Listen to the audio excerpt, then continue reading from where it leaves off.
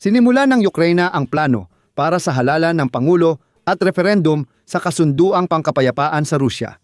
Dahil nagtakda ang administrasyon ng Estados Unidos ng kondisyong gawin ang botohan bago Mayo 15. Kaya sa anibersaryo ng pag-atake ng Rusya sa Ukraine, opisyal na iaanunsyo ni Pangulong Volodymyr Zelensky ang halalan sa bansa. Sa petsang iyon, magkakaroon ng panibagong negosasyon kung saan, ayon kay Zelensky, tatalakayin ang teritoryo at paglikha ng malayang sonang pang-ekonomiya sa Donbas. Pagkatapos daw, pwedeng magdaos ng referendum at mag-anunsyo ng halalan, ayon sa Financial Times na kumukuha ng impormasyon sa kanilang mga pinagkukunan. Ayon sa mga opisyal ng Amerika, Ukraine at Europa, hindi ito ang tamang panahon para sa halalan. Walang tiyak na detalye sa negosasyon hanggang ngayon at patuloy namang minamanipula at hinahadlangan ito ng Rusya. Sinabi ni Zelensky na ngayon lang niya narinig ang tungkol sa paghahanda ng halalan sa Ukraine at tinawag niya itong kasinungalingan. Pero sa Kongreso ng Ukraine, muling nagtitipon ang isang working group para pag-aralan ang batas sa halalan sa gitna ng digmaan. Totoo bang naghahanda si Zelensky ng halalan at referendum o isa lang itong maling balita? Tuklasin natin ang katotohanan. Ako si Alexi Pichi. Pag-usapan natin ito ng sabay-sabay. Pero bago tayo magsimula, hinihiling ko na mag-subscribe kayo sa channel, mag-like, mag-iwan ng kahit anong komento sa video na ito at mag-subscribe din sa aking Telegram channel na Pichi News. Nasa description ng video na ito ang link. Doon kami naglalathala ng mga balitang napapanahon agad-agad kapag may dumating. At syempre, mga anunsyo ng mga episode dito sa YouTube. Iniulat ng Financial Times na dahil sa pressure mula sa administrasyon ni Pangulong Donald Trump, nagsimulang magplano ang Ukraine ng halalan sa pagkapangulo at referendum sa kasunduang pangkapayapaan sa Russia bago ika-15 ng Mayo ngayong taon. Ayon sa kanila, kung walang eleksyon, hindi magbibigay ng seguridad ang Estados Unidos. Ngunit sa parehong oras, sinabi ng opisina ng Pangulo ng Ukraine na maaari lamang maganap ang eleksyon kung masisiguro ang kanilang kaligtasan. Ayon sa mga source ng Financial Times, ihayag ang plano para sa halalan sa pagkapangulo at referendum sa Pebrero 24 ika-4 na anibersaryo ng pananakop ng Russia. Ang anunsyong ito raw ay magbibigay katiyakan sa mga Amerikano na matapos magbigay ng seguridad sa Ukraine, hindi na makakaiwas si Zelensky sa halalan at referendum ukol sa planong pangkapayapaan na may teritorial na konsesyon. Ayon sa Financial Times, hinihiling ng administrasyon ni Donald Trump ang maayos na halalan upang matapos ang usapang pangkapayapaan ng Ukraine at Russia ngayong tagsibol. Binanggit ni Vladimir Zelensky noong Biyernes ang sinabi ng Estados Unidos na tapusin ang digmaan bago ang tag-init. At dito, dapat tandaan na ang pagsasagawa ng halalan sa Ukraine ay isa sa mga paunang kahilingan ng Moscow sa kanilang negosasyon sa bagong administrasyon ng Estados Unidos. Umaasa ang Moscow na ang halalan sa panahon ng digmaan ay lalo pang magpapastabilisa sa Ukraine mula sa loob. Ngunit dito, dapat agad tandaan na ang plano na magsagawa ng halalan at referendum bago ang ika-15 ng Mayo ay malabong maisakatuparan. Dahil ito ay nakadepende sa napakaraming salik, kabilang na kung papayag ba ang diktador ng Russia na si Vladimir Putin na pumasok sa kasunduang pangkapayapaan. Ngunit sa mga nakaraang araw, mas malakas pang sumisigaw ang Russia na kung hindi papayag ang Ukraine sa kanilang mga hinihingi, sasakupin nila ang teritoryo ng Donbas sa pamamagitan ng puwersa. Sa totoo, ito pa rin ang ginagawa nila. Dahan-dahan at malaki ang lugi. Bilang kondisyon ng kasunduang pangkapayapaan, hinihiling ng Russia na ibigay ng Ukraine ang natitirang Donetsk Oblast. Ngunit tumatanggi pa rin ang Kyiv. Ipinahiwatig ng Ukraine sa administrasyon ni Trump na kahit may problemang dulot ng eleksyon sa digmaan, handa silang kumilos agad.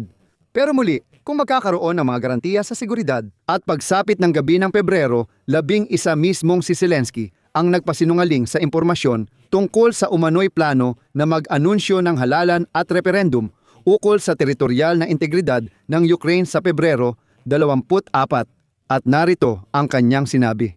Ngayon ko lang ito narinig. Sinabi ko ng paulit-ulit na may halalan lang tayo kapag kumpleto ang mga garantiya sa seguridad. Laging binabanggit ng mga kaalyado ng Ukraine ang halalan pero hindi ito binanggit ng Ukraine. Ngunit handa naman kami para dito. Sinabi ko na madali lang ito, magdeklara ng ceasefire o pagtigil putukan, tapos magkakaroon ng halalan, kaya usapin ito ng seguridad. Ang ika-24 ng Pebrero ay isang napakaseryosong petsa. 4 na taon ng malawakang digmaan, napakaraming tao ang nagbuwis ng buhay para ipagtanggol ang ating bansa. At simula noong ika-24 ng Pebrero, araw-araw nilang ipinagtatanggol ang kanilang bayan. Hindi ko magagawa ang hinihiling ninyo, kaya hindi maaaring maging araw ng pagdedeklara ang ika-24 ng Pebrero. Alam nyo, nabanggit na ng Amerika ang issue ng eleksyon, kaya ayokong magdetalye pa. Hindi nila binabantaan na aalisin ang seguridad at hindi nila inuugnay ang eleksyon sa mga garantiya ng seguridad. Pero ngayon, ang tanong ay, saan nga ba nakabatay ang artikulo ng Financial Times? At dito, maaari nating ipalagay na ang mga source ng pahayagang Financial Times ay ibinabatay ang kanilang impormasyon sa mga planong panghinaharap ukol sa mga negosasyong pangkapayapaan. Si Vladimir Zelensky mismo ang nagsabi na magaganap ang ikatlong round ng negosasyon sa pagitan ng Russia at United States of America at sa pagkakataong ito, ang mga delegasyon ay pupunta hindi sa Emirates kundi sa United States of America. At ngayon, nasa mesa na ang Amerikanong bersyon ng solusyon sa issue ng teritoryo na binubuo ng paglikha ng isang malayang economic zone sa Donetsk na rehiyon. Ayon kay Zelensky, parehong nag-aalinlangan ang Kyiv at Moscow sa planong ito. Gayunpaman, maaaring maging solusyon ito sa issue ng teritoryong hindi pa nareresolba. Sa totoo, siya na lang ang hadlang sa pagpirma ng kasunduang pangkapayapaan. Kapag naresolba na ang issue tungkol sa Free Economic Zone, saka pa lang pwedeng tapusin ang kasunduan, magsagawa ng referendum, at pirmahan ang kapayapaan. Ganyan lang yan sa perpektong mundo, hindi sa mundong ginugulo ng Rusya ang negosasyon at naglalabas ng bagong kondisyon. Halimbawa, hindi pa rin nareresolba ang issue ng tigil putukan at kung paano ito imo-monitor. Sabi ni Zelensky, tinalakay ng mga Ruso at Amerikano sa Abu Dhabi ang mekanismo ng tigil putukan at paano ito imo-monitor ng Estados Unidos. Gayunpaman, hindi nagawang tuluyang mapagkasunduan ng mga negosyador ang mga detalye ng walang mga desisyong pampulitika mula sa pinakamataas na antas. At ayon kay Zelensky, may sariling pahayag ang mga Ruso, iba ang sa atin at iba rin ang sa mga Amerikano. Ngayon, ang Financial Times na nagpasimula ng issue sa eleksyon at referendum ay umaasa na sa ibang impormasyon. Napansin nila na tututok ang mataas na rada ng Ukraine ngayong Marso at Abril sa pagbabago ng mga batas para magkaroon ng eleksyon sa gitna ng digmaan. Sa kasalukuyan, ipinagbabawal ng batas ng Ukraine ang eleksyon habang may martial law, kaya mukhang hindi ito posible. Sa totoo lang, hindi lang sa konstitusyon ng Ukraine, kundi sa lahat ng bansa sa Europa ay nakasaad na bawal magsagawa ng eleksyon sa panahon ng digmaan. At ngayon, ang mataas na rada ay gumagawa ng mga batas para maging posible ito. At ngayon, parang ipinapahiwatig ng Financial Times na ito ay tanda ng paghahanda para sa eleksyon. Kahit alisin ng parlamento ng Ukraine ang pagbabawal sa eleksyon tuwing digmaan, mahirap pa ring magsagawa ng ganap na eleksyon. Halimbawa, daan-daang libong sundalong Ukrainian ay nasa harapan at milyon-milyong Ukrainian ang refugee sa ibang bansa. Kung may mga presinto para sa mga refugee sa Europa, Canada, Amerika at iba pang lugar, paano naman masisiguro ang pagboto ng mga sundalong nasa harapan? Naniniwala ako na sila ang pangunahing botante at tagapagtanggol ng Ukraine na nag-aalay ng kalusugan at buhay para sa bansa. Kaya kung gagawin ang eleksyon nang hindi kasali ang mga sundalo, masasabi nating sa pinakamagaan na salita, kakaiba iyon. At sa huli, ibabahagi ko sa inyo ang isang napakahalagang detalye. Sa working group ng mataas na kapulungan ng Ukraine na bumubuo ng batas sa eleksyon, hindi pa ito opisyal na inihayag. Aminado silang nagkakaisa ang mga kinatawan ng lahat ng puwersang pampulitika na ang pinakamagaang panahon para sa bukas at demokratikong eleksyon. Ito ay 6 na buwan matapos ang ganap na pagtigil ng putukan at pagtatapos ng batas militar. Kaya sa tingin ko, masyadong pinalabis ng mga mamamahayag ng Financial Times, halatang wala sila sa konteksto ng nangyayari sa Ukraine. At ayon dito, wala talagang nakikitang eleksyon sa hinaharap.